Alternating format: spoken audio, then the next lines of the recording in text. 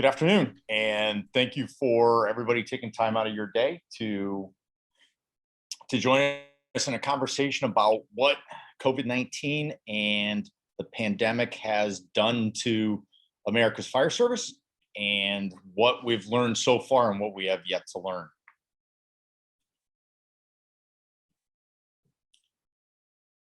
So with me today is Captain Frank Leto, Deputy Director of the FDNY's Counseling Services Unit, Lieutenant Drew Kane, Program Director for FDNY Counseling Services Unit Addiction Treatment Program. And my name is John Oates. I'm the Fire Chief in East Hartford, Connecticut, and the member of the FRCE's Behavioral Health Advisory Board. So when we look at what we've learned, and I put so far in there for a reason, because we're still in the midst of the pandemic. We're still in the midst of where we are in recovery. We've kind of gotten through the response piece, and now we're well into recovery. There's a lot left to figure out.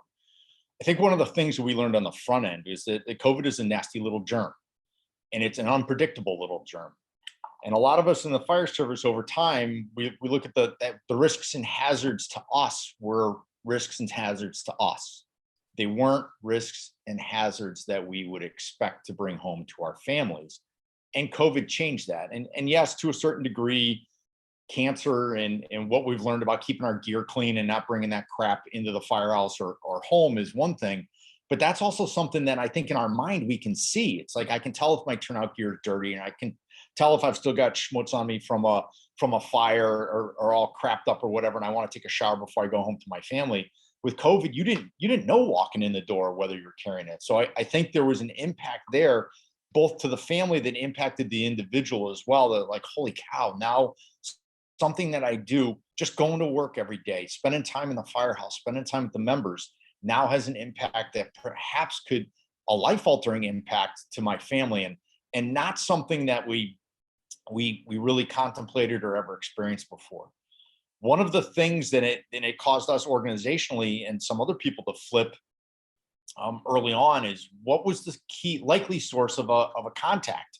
If members were going to get sick, where did it come from? And I think for a lot of us, we thought that contact or that exposure would be in the course of emergency service delivery, whether it's EMS calls, fire calls, crashes, whatever.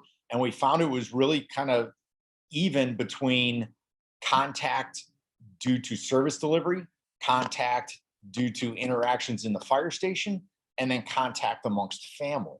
So it wasn't, you couldn't say and you couldn't point to everybody and go, absolutely, if you're going to get contacted, if you're going to get infected with COVID, it's absolutely going to come from a call for service. And that's not what a lot of us learned. So that again added to a level of concern and stress to the problem, because if you worry about it in one sphere, one operating environment, I don't want to say it's easy, but it's easier to worry about. Then now I have to worry about it in virtually every arena that I come in contact with human beings. And that's from the grocery store to going to church, pick up my kids from school when they were still going to school, the firehouse, calls for service, out in the community, everything that COVID was that type of little germ that we had to worry about it every single place that we went, every single thing that we did. Probably one of the largest or most predominant challenges for a lot of organization is change. The old adage is firefighters don't like change. The two things they don't like the way it is, and they don't like change. Well, COVID drove change by the bucket full. And it wasn't just always the quantity of change, it was the pace of change. So let's talk about the quantity for a minute. If you think back about a year ago, we're in early March, COVID just landed on the left coast. We're starting to experience some things. We see what's going on in the state of Washington, and then hop the country into the city of New York and popping up in different places around. And we start getting information about this is how those organizations dealt with the challenges. And we continue to hone that. And CDC tried to keep up with the pace of knowledge and research and information, and guidance at times changed maybe twice in a day. And if you think about our normal operational tempo, we wouldn't issue 3 directives. I mean, if you're organized and have your stuff together, you're not going to issue 3 directives on the same day about the same thing, because it's kind of a sign that you don't know what you're doing because you changed your mind 3 times. Well, it wasn't because we didn't know what we were doing. It was the simple fact that things changed so fast that at what was the preferred practice at 8 o'clock in the morning may not be the preferred practice by 4 o'clock that afternoon. So the amount of change and the amount of staff time taken up to chase down all of those things was monumental. There was a lot of stuff going on, information, and have to parse through that to make sure that it was good information. So the amount of change, the frequency of change, and the pace of change was, daily, that operational tempo where every single day there was something changed. And even, once you got to a point of what you felt like was stability, something else happened, or there was a new nuanced piece that we had to deal with. And it started with just the germ itself. And then we morphed into PPE and response practices and how we transport, if we transport, what hospitals did, what external organizations did, other response partners, and just that incredible time over time change in what we did was really, really difficult. And even the really smart, high speed, low drag, the performers in your organization that are the ones that we rely on, in times we're like, all right, I'm full. I've had enough. Once you guys make up your mind, tell me what to do and I'll do it. But I can't absorb that much that fast, because remember, they're dealing with all the other things that are going on. So amount of change and pace of change were huge. Credibility of change was something too that a lot of organizations wrestled with. You'd hear an organization would do X, whatever X was, and like, all right, well, where did that come from? And it couldn't come from, your Uncle Bob's next door neighbor's kid living in the basement that read it on the internet. It had to be something that we could trace back to CDC or to some reputable source that said, yes, the science says this is what you're going to do and this is why you're going to do it. And to be able to demonstrate that to the members as a thing was really, really important. When you look at, and then there were the times where, the stress of having to make decisions, or I don't think unsettlement's a word, but the uncomfortableness of having to make decisions where no guidance exists. A large portion of the America's fire service, if not the fire service globally, hadn't dealt with many pandemics, and how to, or they've all been in kind of a theoretical level. So to be able to make decisions where no guidance exists really put leaders of organizations in a tough spot, because now they're making a decision based off of science that's limited, based off of information that's limited, and really trying to chart the best course. It became evident to the importance of having a shared understanding, and what I probably better shared commitment across all levels of the organization, from the firefighter riding backwards on engine 2 to the command staff to the medical division, medical control. All those people had to have the same goal in mind. How do we develop the best level of service possible to our citizens while keeping our members safe, and balance all that out across everything that we did.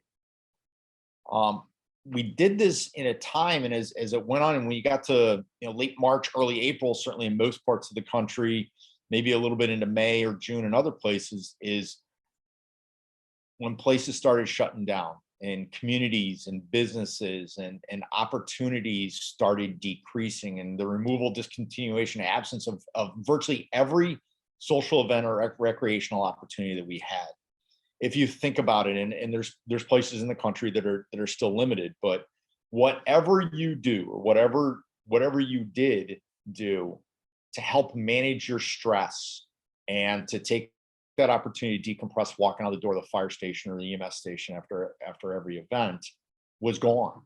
You couldn't go out to eat. You couldn't go to a bar. You couldn't have a party. You couldn't go to church. You couldn't go to a baseball game. Really solitary activities, which we get down to fishing, reading, and individual sports, or some of the things that were left, and those were things that a lot of people crutched on.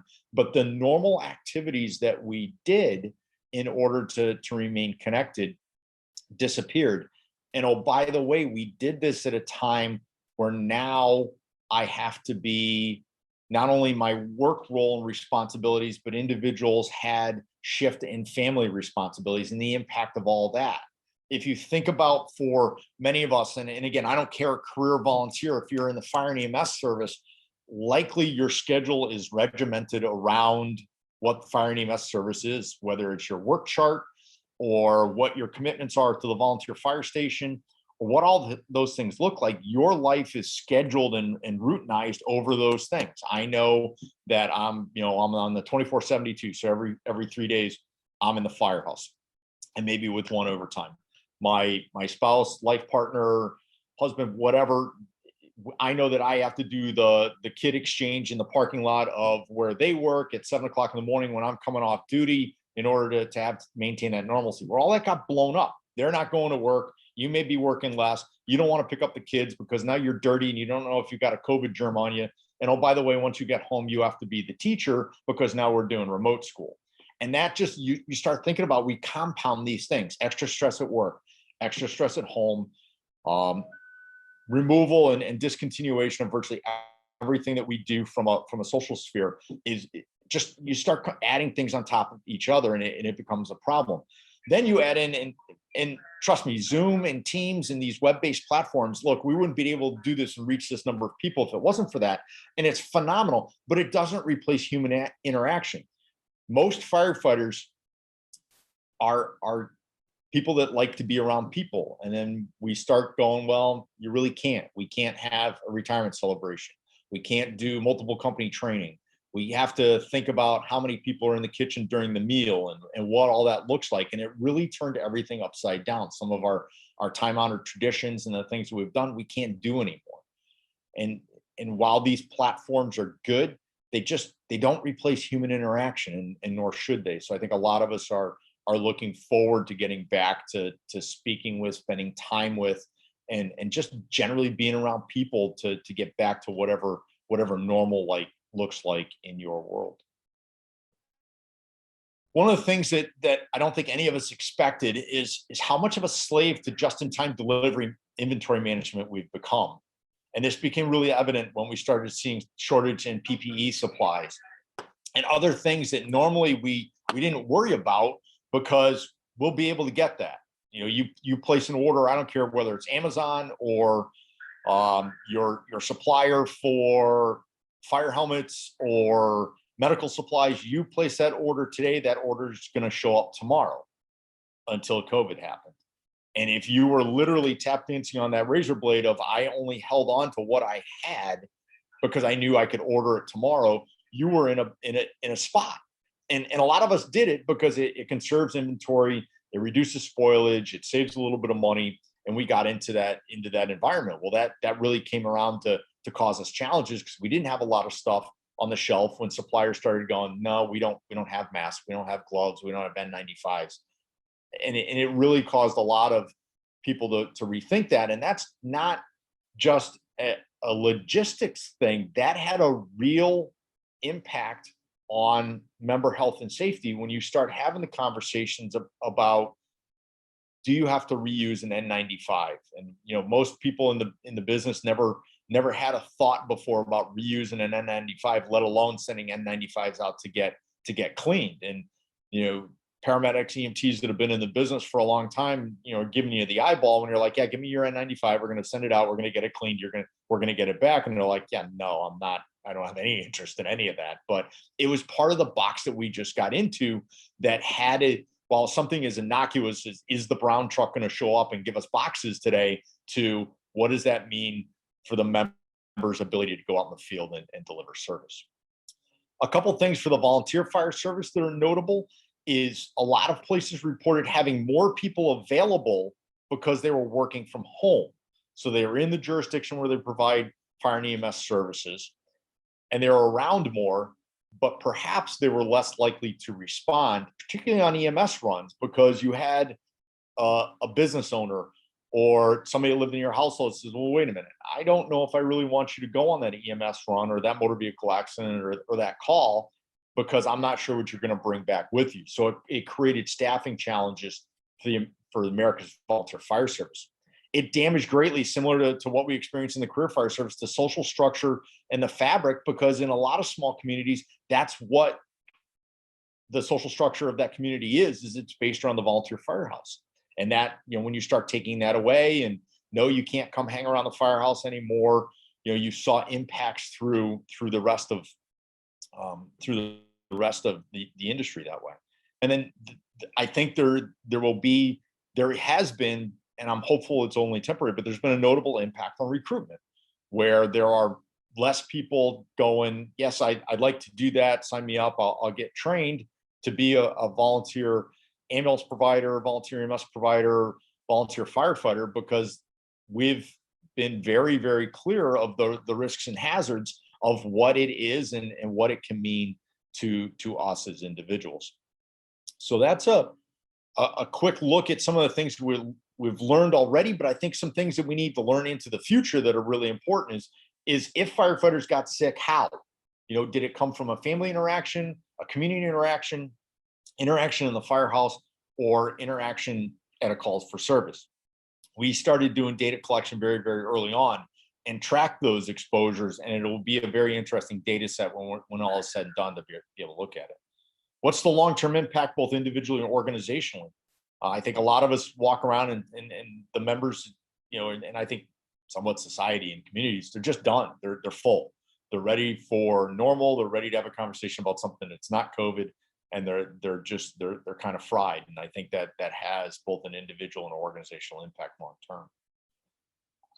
There's going to be some interesting research. We see vaccination rates in organizations that range from around 1/3 to nearly 100%, and what caused firefighters to choose to get vaccinated, to choose not to get vaccinated, at what time and in what way, I think will be very, very important to look at from a research perspective down the road, that if we have to be prepared for another pandemic or something similar, where mass vaccination is the thing and that it has an impact and concern to our members, we need to know why.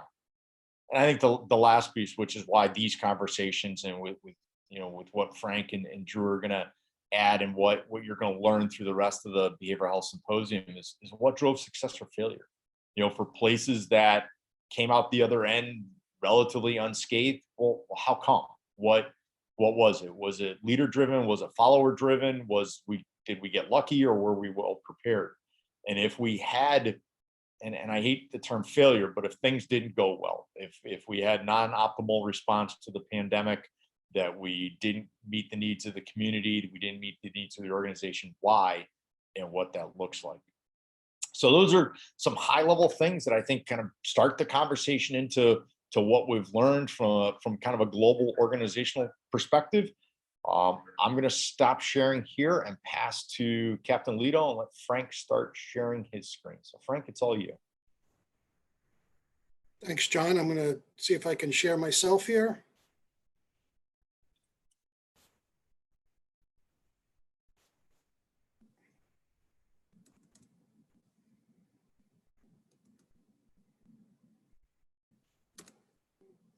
Okay. You got me there? Yes, sir. Well, thank you very much, Chief Oates. John, it's a pleasure to present with you and my friend and colleague, Drew Kane.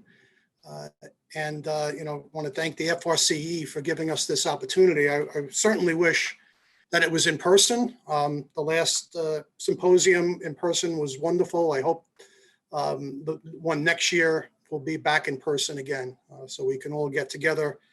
A lot of the work that gets done at these symposiums is behind the scenes when we can network. So I'm certainly going to miss that. But it's been a long year, and there's plenty to share about this COVID pandemic and how it's affected our departments. I'll talk about how it's affected FDNY, but a lot of that you can look at your department. I'm sure it's some of the similar situations in your department. What we saw here was it kind of came in waves. I think the first memo came down on the pandemic in January of 2020. And, we kind of be prepared that we're looking at what's going on in China. And before you know it, in March, it explodes here in New York. So the first thing that we saw, and these kind of compounded onto each other. It wasn't like we went through one wave and then that was over and the next wave started.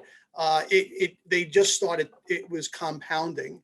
And I think we had the sense here at the counseling service unit, my colleagues, that long after the health crisis was over, that a mental health crisis would continue. And I believe that is the case, and particularly with some populations that we'll get into. And the first thing that we saw was just this general anxiety of becoming infected. We were responding to calls in our responses, and responding to 200 to 300 CPR calls a day. So we saw the impact of the virus firsthand, and just the fear. There was very little information how is affecting people. Were we going to become the next victim? So as first responders, that was impacting us. The next thing was the anxiety of infecting others. So we've always, as first responders, as firefighters and EMTs, we've always taken the risk of being a first responder and the life threats thereof, but we were going to translate those risks to our families. So now the anxiety of going home and infecting members of our family, and that happened many times here at FDNY, where firefighters and EMT brought it home, and actually family members got very sick and died. So guilt that came with that. Then the quarantine and getting sick. Everything that we taught people about taking care of themselves, those social connectedness, all the things that you do to process, was taken away. Going to the gym, going for a run, or going to the movies, that was all taken away. So this has started to compound on each other. All these different implications. Isolation again affects. John had mentioned it before. The child and elder care. The impact of how we balance our lives as first responders with both partners working when there's childcare or elder care. Now we don't have the grandparents or older people taking care of our kids. We're not able to hand off like we did before. So that brought great stress. On top of this was grief. We had hundreds of family members die. And some of it was because we brought the virus home, and not properly being able to grieve. There were on a couple of occasions here where they actually, when I'd asked a firefighter or an EMT when they were going to have a service, and the body was lost, by the hospital and put into a truck or whatever. So it took a week or so to find the body. So it was delayed when we were able to have services. Now on top of this, financial stress starts impacting when one of the partners is not able to work, and we know how we depend. We're all kind of just treading water financially. Domestic violence occurs when relationship issues start getting exacerbated, and we saw a uptick in DV. And then, something that Drew will talk about a little later on is the exacerbation of pre-existing conditions. So we saw that in many of the crises that we've had here in New York, 9/11 or Hurricane Sandy or any number of crises. If you were kind of on the edge of something before, your marriage wasn't in great shape, or you were, had some depression or were using substances, that just got worse. So it exacerbated those conditions. And we also, from the trauma of the responses, we're the increase in anxiety issues. I mean, the number of responses that were traumatic were incredible, and that impacted our members, particularly our young members. We had two classes of EMTs and firefighters that graduated the academies early and went right into this COVID world. I had a firefighter call me up and say that his son was an EMT, was in his early 20s, and had seen more death in a week than he had seen in his 25-year career. So, and I bet he was right with the number of the impact and the number of death that we saw. I think April 10th, I think there were 350 responses where we responded to somebody and needed to do CPR. And there's just overall, on top of this, just an emotional exhaustion that still exists today.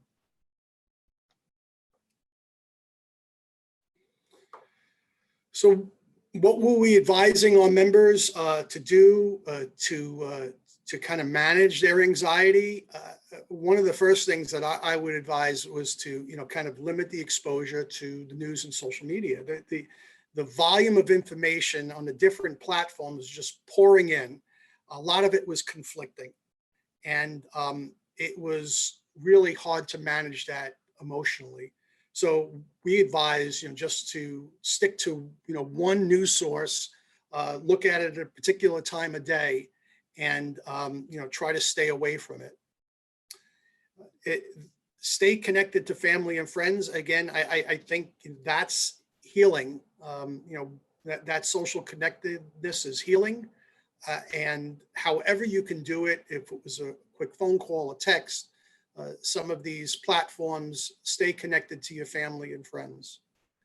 Which always good advice is to exercise, and it became hard with the clubs closed and time difficult to come by. But even doing some sit-ups or running up and down the stairs for 20 minutes is not only good for your body, but good for your mind.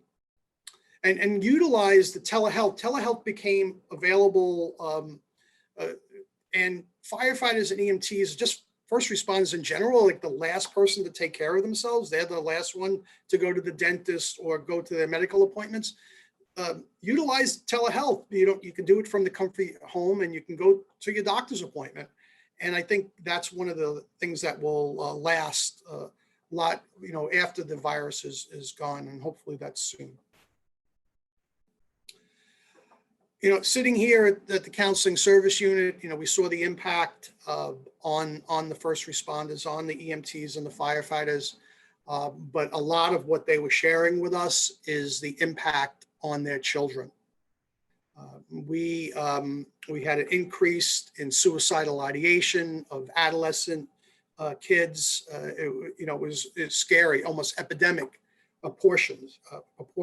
And so we would advise, for parents to really remain calm and reassuring to their kids. This was devastating to kids. I think it's hard being a kid these days, no matter what. Add on that the social media, which makes it even more difficult. Throw on top of that a pandemic, and you have a recipe for disaster.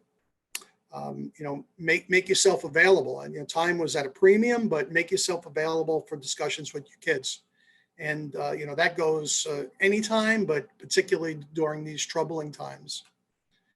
It's hard. Everybody's got a telephone, or a cell phone. Everybody's got a laptop or iPad. But really pay attention what your kids, the kind of information your kids are exposed to.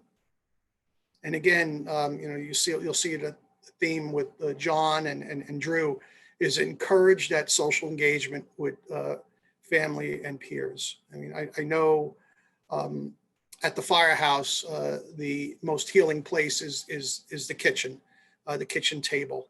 And that is the most healing place in a family home as well. Have time to be together with your family. So what are some of the things that we've learned? I know John said that the research will be out on how the virus was transmitted among first responders. Over 7,000 New York City firefighters and EMTs got the illness. And I would venture to say that most of that transmission was from each other, that we were really protecting ourselves when we went to deal with the public. but we would get back to the EMS station or the firehouse and, just transmit that virus to each other and then bring it home. So, change is hard, but we have to recognize that that was an issue, and that's a behavioral change that we need to make. Social connectedness is healing. So is the importance of current information. And I thought FDNY did a great job in giving information to the members, protocol changes, CDC information, department changes, and the reason why they made the changes. And information in a crisis, no matter what the crisis is always healing. So I applaud the way they've done that here. Again, that it lowers your anxiety when you know why things are changing and information is coming to you from a department. John mentioned the vaccine hesitancy, and it exists here at FDNY. And our Chief Medical Officer, Dave Brazant, when I was on a meeting before the vaccine was even available, predicted about 50% of the workforce would be hesitant to get the vaccine. And I thought that was absolutely not the case. And he brought up in that meeting that, during the flu season, for a flu shot that's been around forever, that has very little side effects, that were about 50%. And he predicted that would be the same with the vaccine, even though even though in this city over 33,000 residents died, 15 members of the department died, and over 7,000 of us had the virus, we were hesitant to get the vaccine. So we really need to, like Chief Oates said, we really need to take a look at why that is and how we can educate our members for the future and for today. One of the things that we did here at the counseling service unit is go completely remote. So we brought our services remote for counseling, and that was tremendously effective. And I think it's something that's here to stay. Members used telehealth through in the privacy of their own home, on their cell phones, on their laptops. It kind of, those that had had stigma in going in for treatment, or now can do it with the utmost confidentiality. So if I think many positive things always come from crises, but this will be one of the top things that it will be, the members will use that for counseling in the future, these platforms for counseling in the future. So again, it's in New York, we've been through a number of crises. One thing that I have learned is that when the next one comes, there's so much more to learn. Every one of these crises are different, but there's always a lot to learn. So without further ado, I will stop sharing my screen and hand it over to Lieutenant Drew Kane, again, a dear friend and a colleague here at FDNY, who runs our addiction transition program, as well as my sidekick here at FDNY for many years. So Drew, it's all yours. Thank you, Frank. Okay, I will share my screen.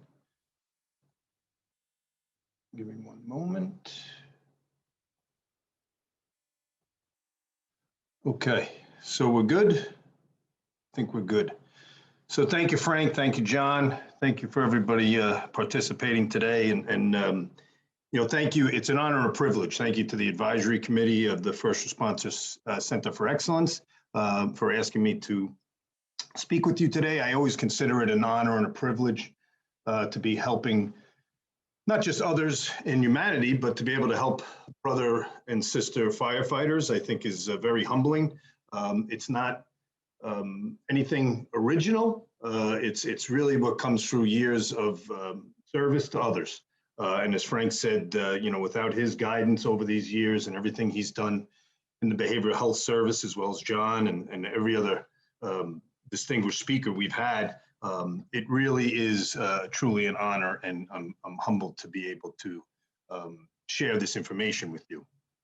I'm going to talk about substance abuse, and it's still that little bit of the redheaded stepchild, or the everybody in their family had the uncle or the brother or the sister that had a substance abuse problem, and it was never brought to light. It was always kind of pushed and left in the closet. I can remember as a young kid, a second cousin of mine that passed away, and he was in the Navy, and it was probably one of the first wakes I went to, and he had died from drugs and alcohol. And I didn't know it till years later, probably till a young adult, that's what occurred. So I think it's an important topic, and it's very, very important when we talk about behavioral health. When I came on the job, very little was done with behavioral health 26, 27 years ago. When I started in the counseling unit, it had been separated. The substance abuse program at that time, roughly 20 years ago, was separated from the behavioral health program, where people were coming in after 9/11 for anxiety, depression, and things like that. So even then, I look back now at that, and I say probably if we knew now or knew then what we know now, that probably wasn't the best idea, because it's all one ball of wax. Show me somebody with anxiety or depression. Not everybody, but there's usually some form of a substance use or abuse, or it's in their family. So that's kind of my wheelhouse. I've been able to navigate that. I've been able to go back to school, do the good graces of the counseling unit, and this job. We take care of our own, and when we say that, we really do take care of our own. What Chief Richardson mentioned earlier, we have close to 17,000 employees, so we take care of those employees, members, and that goes from the first frontline individuals all the way up to chiefs, to people fixing the radios and the rigs and taking care of the buildings, civilian support staff. We also take care of their families, and we take care of our retired members. So I don't know. I wouldn't know what to put that at as far as how many people we can offer our services to. But one thing that was done by my predecessors and Frank and Maliki and the other individuals that took this task on years ago is we answered the phone. And Frank always says that, that's a good opportunity. Every time that phone rings is a good opportunity to speak to somebody and make a connection with the counseling unit. And they did that so well that fortunately and unfortunately, our phone doesn't stop ringing. So it's a lot of work. It's a lot of work, but it's a labor of love. So, I just want to jump back a little bit to, that Dr. Flynn and what Chief Richardson said, that, they were very eloquent speakers. They had a different perspective of it, right? So we had somebody that was in the military and saw a perspective of responding to multiple disasters all over the world. And his take on it was that unless, you have that peer, that person that knows the boots on the ground aspect, for the fire service, it's difficult to reach those individuals. And the perspective from Chief Richardson of a distinguished, career that spanned many years in every rank in the department, of, knowing how important that is. And I think that speaks to leadership and the importance of it, like Dr. Flynn did say. So I thank them as well. But I just put this slide up there. I'll read a little bit of it. But when stressors are compounded coming from both the operational and critical incidents and managerial, such as mandatory overtime aspects of the job, it can increase the risk of negative mental health outcomes. Firefighters may engage in maladaptive coping behaviors, and I highlighted alcohol consumption, withdrawal from society, insubordination, and outright refusal of orders.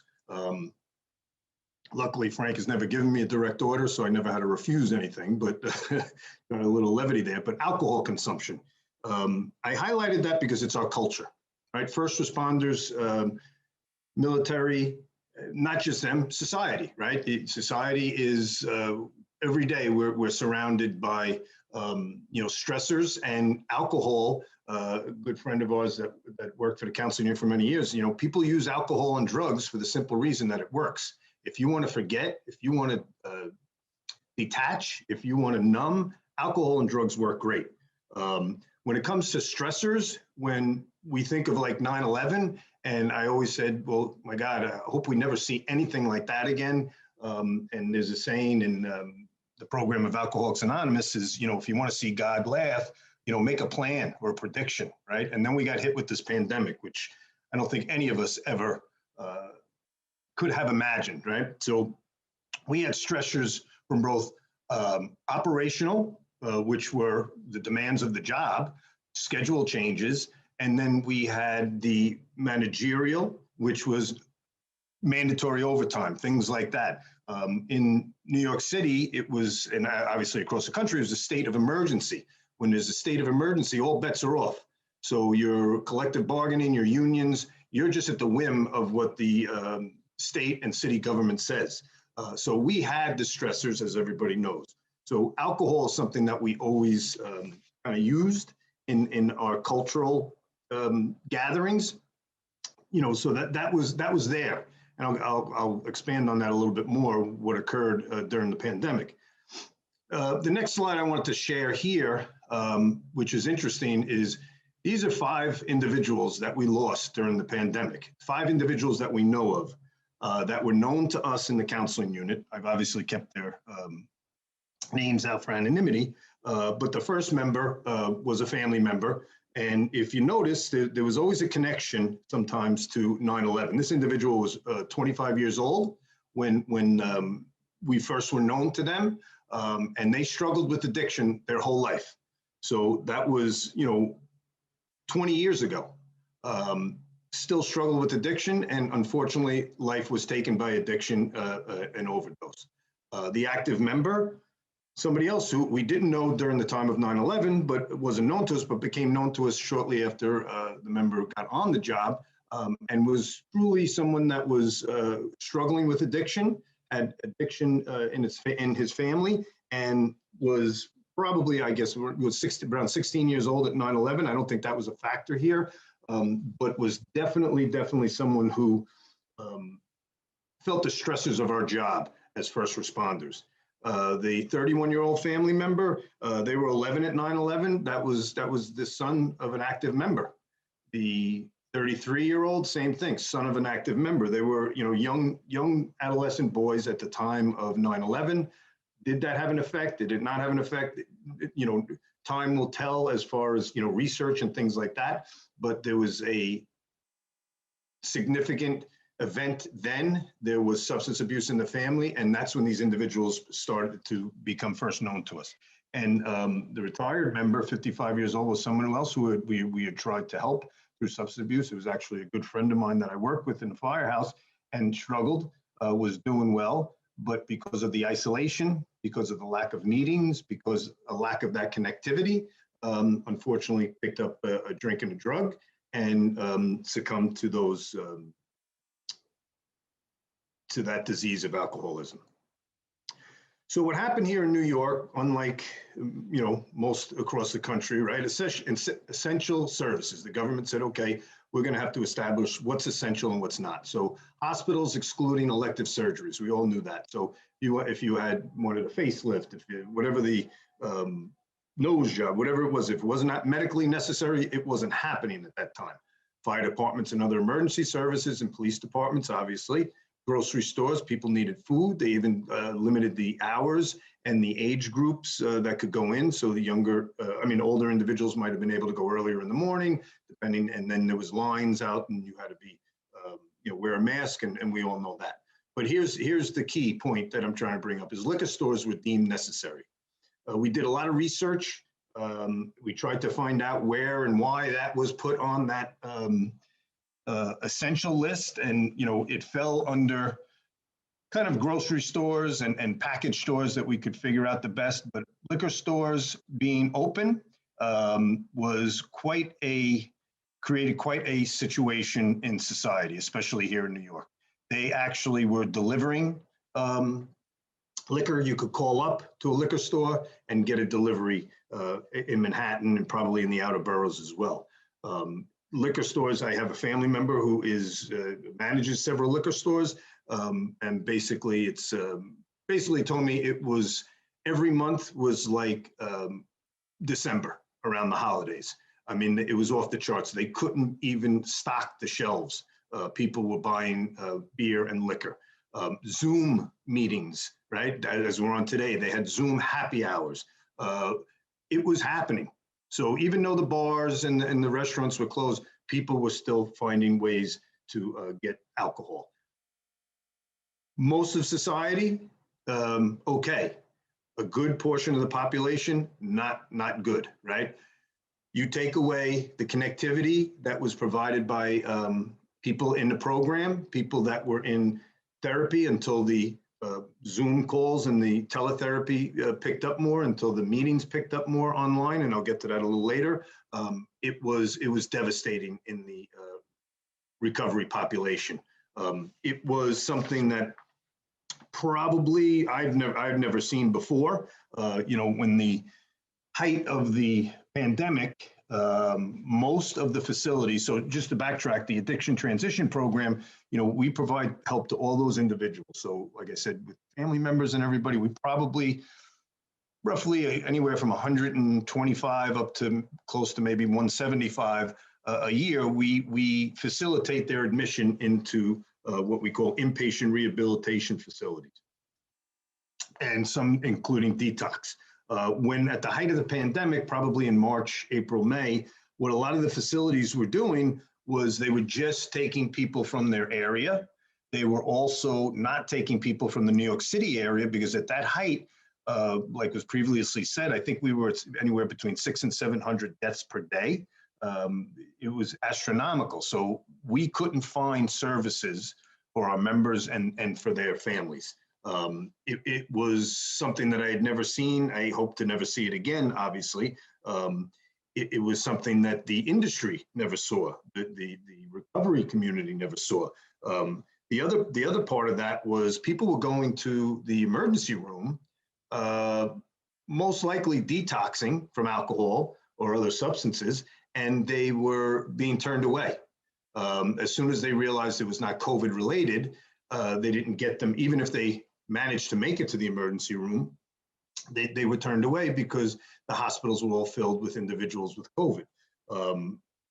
Most of the facilities that we use in the tri-state area, at one point, I think there was about a week or two where there were no facilities open to get an individual detoxed and begin a rehabilitation process. So that was trying, to say the least.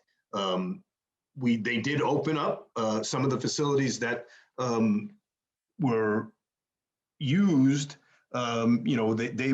They suffered hits. Their local agent, governing bodies. If you had 90 beds, you now went to 45. If you had 70, you went to 35, and so on. So they couldn't even accommodate people that were coming in. It was not something that was ever foreseen, I think, on their end as well. When we talked about essential services, what happened here in New York was, as a result of the coronavirus, New York State has shut down 100% of operation of non-essential businesses and organizations.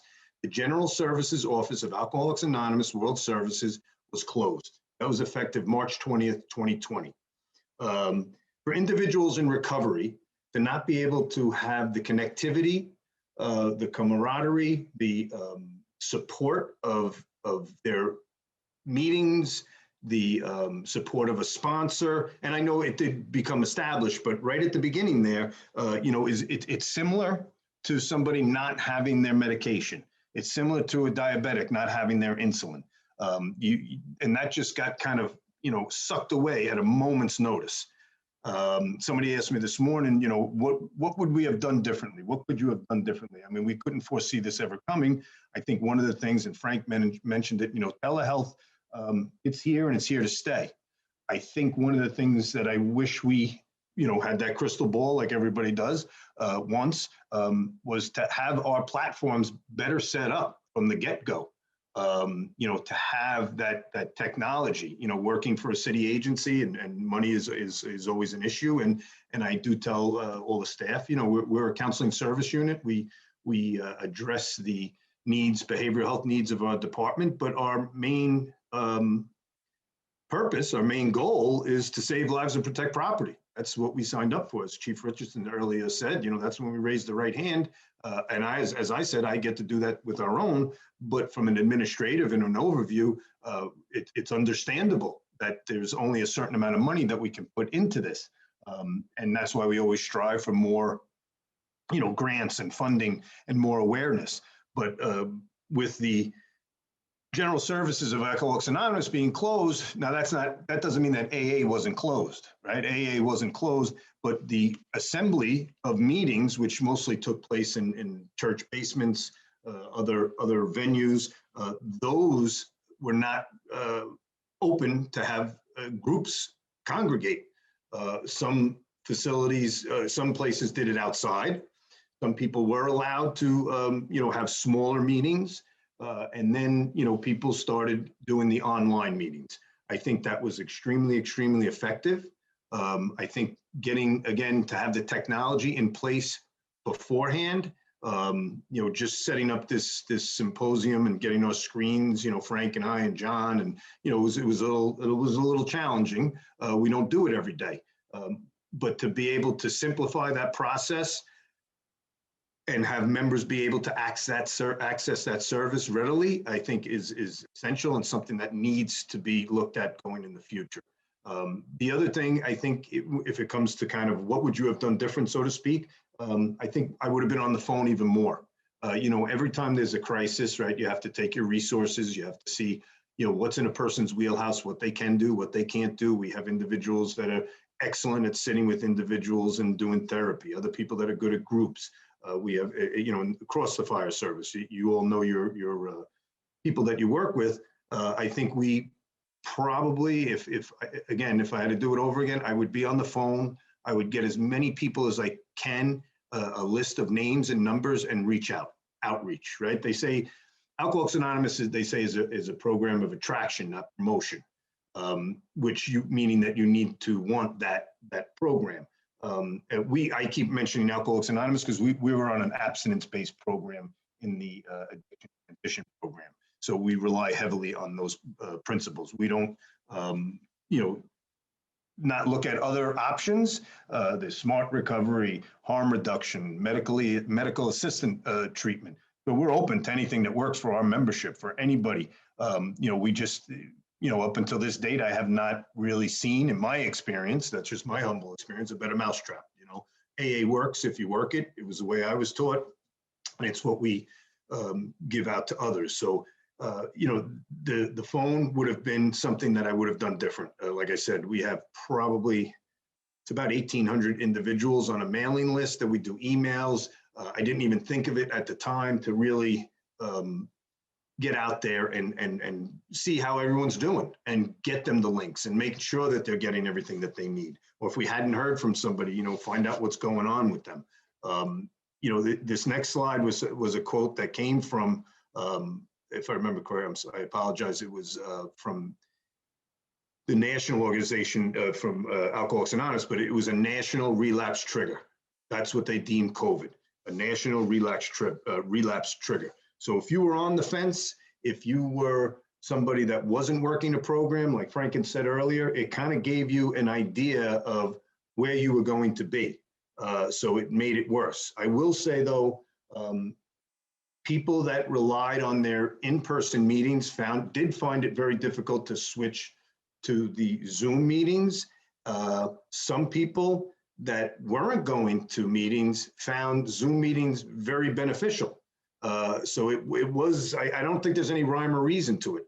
So somebody that, you know, was going out to a meeting at night or hasn't had that connectivity with other people in recovery, when they couldn't do that, or, you know, family commitments, work commitments, you know, to be able to sit down as we're all sitting down right now on a computer for an hour was something that was able to be done. You know, so it was a double-edged sword on both sides. regardless, it's something that I think needs to, for our department here, and I would imagine the same for departments across the country, to have that in place, that you can almost just push a button if you had to shut everything down, and everything was online, everything was ready to go. People had websites, and everything was all set up. I think would be something that I would do different. We were inundated with phone calls, as you can imagine, and no different across the country. As Frank said, we had young members that were 23, 24 years old, came out of the academy early. They changed one of our EMS protocols where we never, when I first started as a certified first responder years ago, once you started CPR, you continued CPR. And we were not trained to pronounce, nor was an EMT in New York State. They changed that protocol because these individuals, these kids were going to too many cardiac arrests. So if you can only imagine, it's somewhat unimaginable to be standing in someone's living room or wherever, the bedroom, and you as a young EMT aren't starting CPR because you could see there's the obvious death, and then it meets the criteria, and then the family members are hysterical with you. So the psychological stress that puts on that individual, especially somebody who's just in the academy, I don't know if they have a tool to measure that, and if they did, it would be off the charts. So we saw that in way too many instances. And again, what did individuals do that couldn't cope? A lot of them turned to substances. I will say one thing: as the pandemic started to, I know we're still in it, but as it started, it wasn't as severe. It was like a wave that came through New York, went around the rest of the country. It originally started out west, came to us, wherever that might have been. I will say that at the time, and Chief Richardson mentioned this earlier, the members of our department, and I'm sure members of everybody in this country in the fire service, I mean, they stepped up to the plate. That's what we do. We took care of the communities that we serve. We did what we needed to do. There was very few, people that failed to do that in our department, and I'm sure across the country. It's recently, in the last couple of months, that those things started to slow down, that we're seeing some of the unfortunate effects of that. It's kind of kicking in now, so to speak. So we're prepared. It was kind of the byproduct, the after effects of the, similar to like if you had I guess to use an analogy, like a large earthquake, and then they have little tremors afterwards that maybe not as damaging, but certain spots, it's enough to put it over the edge, and that's kind of what happened with a lot of our population. So, and we're there to answer the call to that. As far as lessons learned, again, I went over some of this. Supportiveness and connectivity is paramount in the life of an individual in recovery, and you can take the word recovery out. I believe it's paramount to anybody to have that connectivity, to have somebody support, social, just supportive, somebody to help. We saw that in our society. People went out and they helped their neighbors with groceries. They were going to the store. It's just commonplace. So if you're somebody suffering with addiction and in recovery, that sometimes can be more difficult because the connectivity isn't there. And a lot of times people with substance abuse problems, they love the isolation. And this was, a perfect recipe for isolation. The types of support that take on different outlets, Zoom and Skype meetings, again, I think that's something that is here to stay.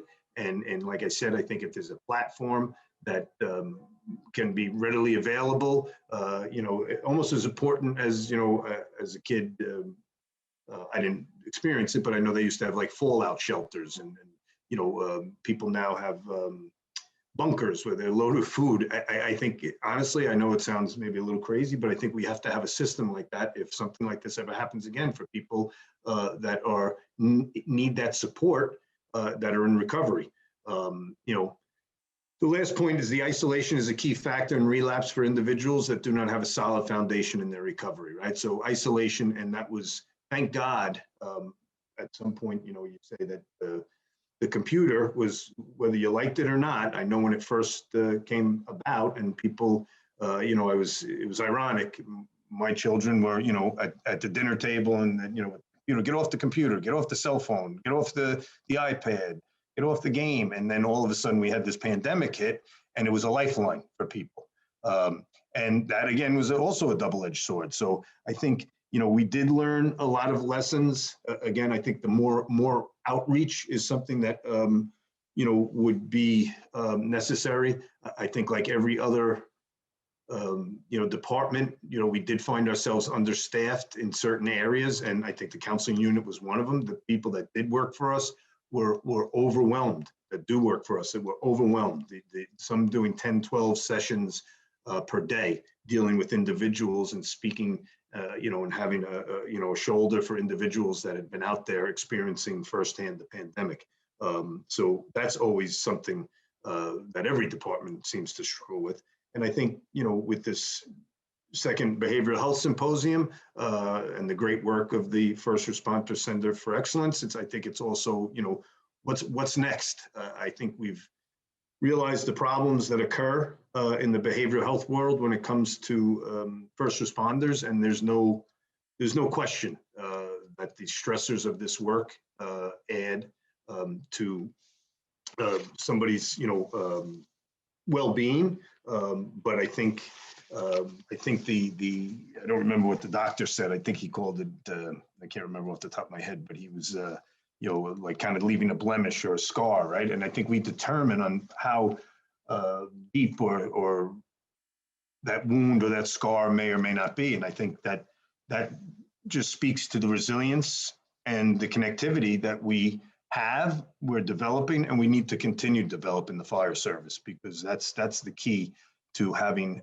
people stay healthy physically and most importantly mentally. So again, I thank you very much for taking the time, for you to take the time to listen to us, and that's it out of me. So I will leave my screen.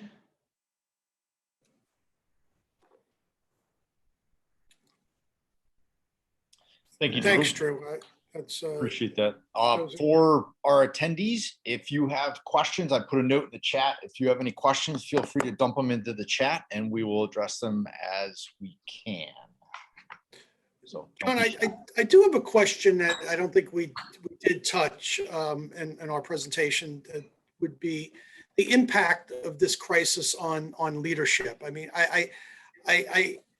what leadership had to go through, and particularly, I would think in a smaller department where you don't have the number of people working on changing the protocols and the time that you needed to spend and the information that you needed to take in. And I would imagine the calls that you had to be on with the mayor's office or whatever.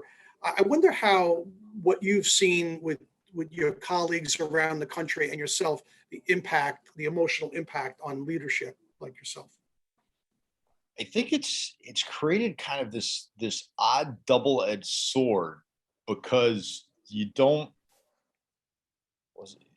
want to come off as a wine box going, oh woe is me, how much work I have. But I think that's been one of the things for a lot of fire chiefs in different parts of the country that I've talked to is, the job of fire and emergency service, leading fire and emergency services at all levels is challenging enough. And then we just stacked COVID on top of it. So it just amplified everything times 10. So I think volume and pace, I think was effective, what affected everybody. And the same, you didn't have an outlet. You couldn't go on vacation to be able to walk away and reset your brain, because there was just A, there was no place to go, and B, there was no time. And I think too, the chiefs and the individuals that had good connectivity throughout their community and support throughout their community, whether it's city council, mayor, city manager, other department heads, partners at state departments of public health, emergency management, homeland security, places like that understood the landscape and the framework. Probably had, I don't want to say there's nothing about it that was easier, but probably had an easier time with it because they knew where to go and where to start. The places that we have a couple career departments in the state of Connecticut that don't do EMS at all. And so a lot of this was foreign to them because they didn't have, they didn't do EMS, so they didn't have gloves in stock, they didn't have masks and stuff like that, and they're literally starting from scratch. So for most people, the analogy of drinking out of a fire hose was true, but I think for those places that didn't do EMS, it was even worse. So I feel bad for anybody that transitioned into a new role during the pandemic, because now they had to learn an entirely new system while also managing an organization through this. But not gonna lie, it was a lot. One of the things that we recognized here was that Drew had mentioned it before, that with these classes coming out of the academy and coming straight into COVID world, we needed to do something for them. We needed to do something for them directly. So we developed small support groups for both on the fire and the EMS side for those young EMTs and firefighters that came out. And they were, I believe they were very productive because they got to see people that they knew and really discuss the impact of this traumatic responses to peers, because it's hard when you're a young person in a station or a firehouse to talk about those things. And so we brought them back to their peers from the academy, and they were able to have that discussion, and I think give them the ability to better process.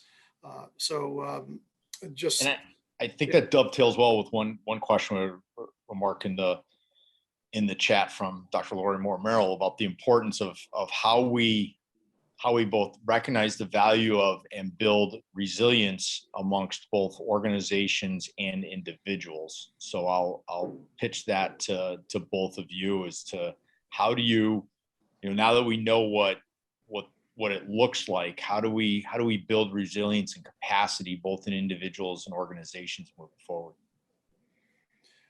I think for the most part, we talk about it.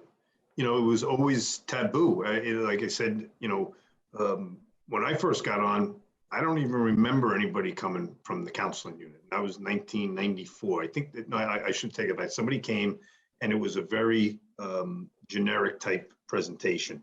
I know over the years what we've done in New York, I think we've tried to include the family. We've tried to include more behavioral health topics in training academies, every level of promotion, to let them know and remove the stigma and give them more of an idea to say, hey, this is something that needs to be addressed and you might experience, but not to the point where we tell people you're going to experience this, because I think that's overkill. And I think that happens, and that shuts people down, to just say, listen, you need to have a good plan for your own resilience. Simple things like Frank mentioned earlier, walking, communicating. And I think that's a key thing, is just getting out there and promoting it. Yeah, to dovetail what Drew was saying, education is paramount here, and letting people know what to expect as a first responder. There's a great study out of Israel that looked at Israeli firefighters, and they found the ones that were most resilient didn't process a trauma right away. They actually distracted from that trauma. So they did the things like, as their body was ramped up from this traumatic experience, they didn't process it right away. They went for a run. They went to the movies. They went fishing. And then at some point later, when they were calm, they processed what happened. And they were the most resilient of the firefighters. The ones that never processed it, they weren't resilient. The ones that processed it too early, they weren't as resilient. So I think there's a lot to learn. They're finally taking a look at firefighters and first responders, and there's a lot of information and data out there on, for us to look at, and, individually and as departments, on how we can better take care of ourselves, how we can be prepared. and how we can be healthy, sleep issues, all those things that come into play will make us more resilient. And we've come a long way in the last 10 years in looking at this. We have a long way to go, but we've come a long way in taking care of each other better and taking care of ourselves. And I think to put a cap on it, since we're getting short on time here, from a leadership perspective, I think we have to understand how much organizational condition and leadership matters when we talk about resilience. I mean, we can talk about resilience and building up the individual till we're blue in the face, but if the work environment is toxic, if the firehouse is falling down, if your fire truck's a piece of junk, if your company officer's a nut job and likely going to get you killed at a fire, resilience doesn't matter at that point. The organization is worried about survival. So I think when we look at everything, the fact that everything's knitted together becomes really, really important. So since we're on the 2-minute warning, I'm going to offer something that a participant posted in the chat that everybody, and it's specifically Drew for Drew and for Frank, but really applicable to everybody in the room. Y'all have a lot of different choices of what you could have spent your afternoon this week doing, both today and for the rest of the symposium, but you're here because you're concerned about behavioral health of firefighters and how to be better and how to know better in hopes that we can improve the condition of our organizations. And when we wonder about what that impact is, just the note from a member in the chat that said the counseling services unit saved my life is one of those things that means it matters and it's important. So credit to you two gentlemen, certainly. And real quick, 90-second final thoughts from each one of you. Well, just to, again, it's an honor to present with the two of you. It's an honor to represent the FRCE and the FDNY. And it's been an honor for my 38-year career, the trust that people and members of this department and around the country have shown in me to be able to do my work. So I appreciate that, and I look forward to the rest of the conference. Same, I can't, that was well said. I think it's well known now that this is needed. And I think we have to start concentrating what's the next steps, what's the next thing we do to really, get this into the fiber of the department. And I think the thing that always blows me away is the fact that I get to do this with gentlemen like you in a job that I love, and to be able to go home at night and say that, put my head against that pillow and say, hey, we did everything we could. We tried and we're trying ever so hard. And to get statements like that is, there was a movie, and I'll say it real quick. It was The Guardian with Kevin Costner, and the guy keeps asking him, how many saves did you have? How many saves did you have? And at the end of the movie, Kevin Costner says 21. And the kid looks at him and says, 21? You've been doing this for 40 years. He says, 21 is the ones that I didn't save. So when you look at it that way, that list, we have a long list of people we don't save. Until that list is non-existent, we have work to do. So I'm welcome to the challenge, and thank you, and thanks the Center of Fire Response Center of Excellence. Sorry. Outstanding, and that's a great way to tie it up. I can't add anything to that. Thank you, everybody, for taking time out of your afternoon. Hope we added value. Again, if you've got questions, you can still throw them in the chat. We'll try to get to them with the afternoon wrap up with the bigger group. But with that, thank you, and